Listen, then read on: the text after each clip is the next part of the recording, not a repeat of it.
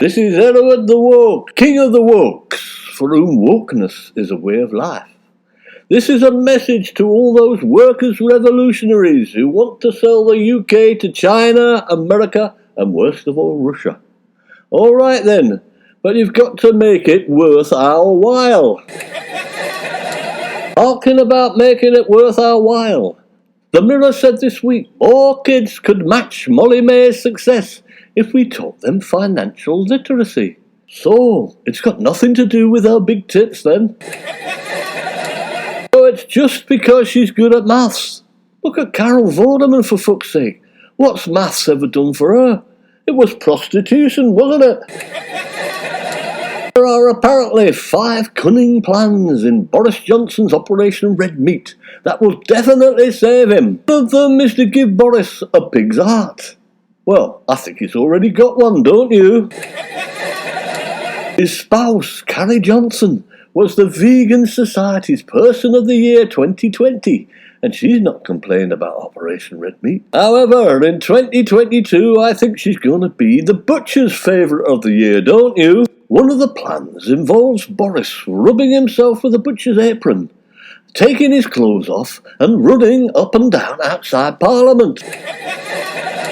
This week, GMB presenter Alison Hammond recalled her shady father smuggling drugs into the UK and carrying a shotgun. Well, it's not shady, love, if you're in the National Front. We also heard Robbie Williams and Shaun Ryder talking about gangsters they know and hits. So does this mean all celebrities on TV have been involved with serious fucking crime? Give us a break. I bought my TV, didn't I? Not bloody nicked it. So it's not surprising that the BBC licence fee is under threat, and that Hugh Grant called the Tories insecure, spittle-flecked nutjobs over their plans to destroy the broadcaster. He talks like Boris, doesn't he? The Tory National Front crime gang are trying to crush any criticism or any news that is negative about them. They are an organised crime gang of far-right libertarians. But what do the majority of reporters in the UK say? Rah, rah, rah, up the Conservatives, they're doing a great job.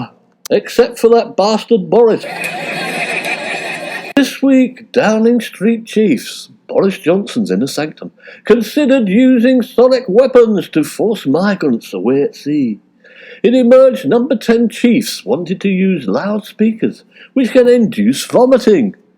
What sort of people do this, for fuck's sake? Welcome to Brexit bloody Britain, they're saying. It must be the National Front, there's no other conclusion. Well, they make us wokes vomit, so they've decided to take their revenge out on someone else. We also read more about Britain's favourite twat, dancing on ice's Bez. Bez apparently planned to use washing up liquid to turn his kitchen floor into an isolation ice rink. What next, Bez? Join in Jamaica's bobsleigh team as a mascot. Perhaps you can do some bloody dancing for them. Jamaica's bobsleigh team has qualified for the Olympics for the first time in 24 years. They've been training on washing up liquid, haven't they? Rum, marijuana, and a whole host of other things. Just when you thought it was safe to go down the pub, JD Wetherspoon boss Tim Martin spoke out on number 10's Partygate. Boris should have gone down the pub. Yeah, that's good, isn't it? So no knighthood for Timmy. Why does it always have to revolve around Wetherspoons and your good self, Mr. Martin? Why couldn't Boris have gone round some care homes to see how the old people are getting on?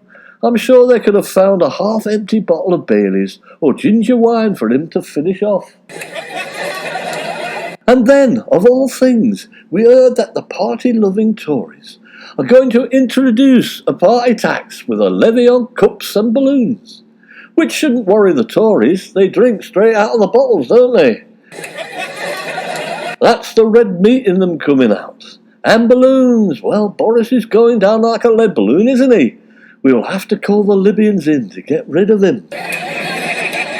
Yes, there is a plot to bring down Boris. Insiders point fingers at Viper who is masterminding the leaks. Well, Viper's had nothing to do since leaving the Gladiators, has she? So there's a viper, as well as a mole and a rat. I think it's Dominic Cummings, who's opened a petting zoo somewhere in Barnard Castle. We also learn more about our judge's favourite Nazi, Ben John, like something out of Treasure Island, isn't it?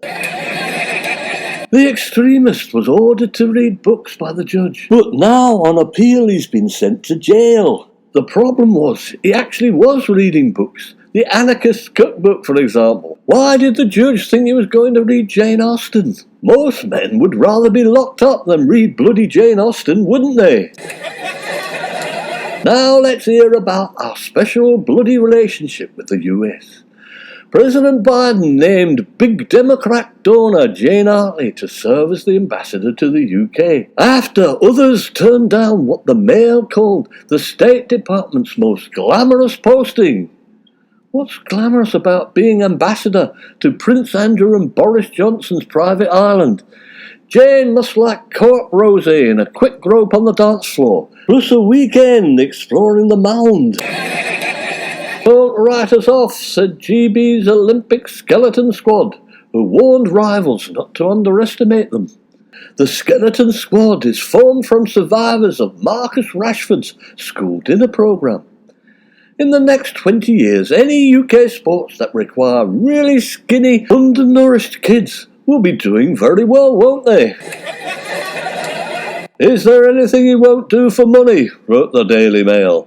Now, David Beckham designs £580 a night hotel suites for the Chinese after facing a backlash for his £150 million deal with Qatar and pocketing cash to help Xi Jinping win the World Cup. What does David Beckham know about designing hotel suites? Fuck all, but at least it stops a social liberal person from getting a fucking job, doesn't it? Give all the jobs to far-right libertarians like David Beckham. Some brave person branded Boris Johnson a mafia boss after Tories say the police should probe the blackmail of MPs. Boris is the godfather, and which is what David Davies was implying when he said, "In the name of the Godfather, go!" Someone's going to wake up in the morning with Boris Johnson's head on their pillow, aren't they?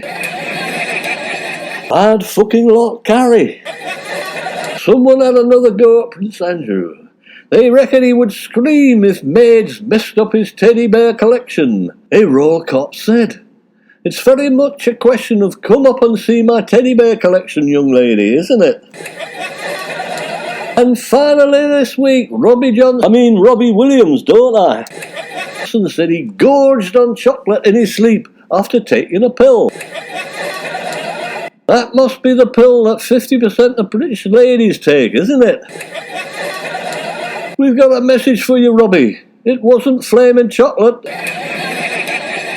Thank you very much, ladies and gentlemen. This has been TWTW's Hereward the Woke. See you all next week.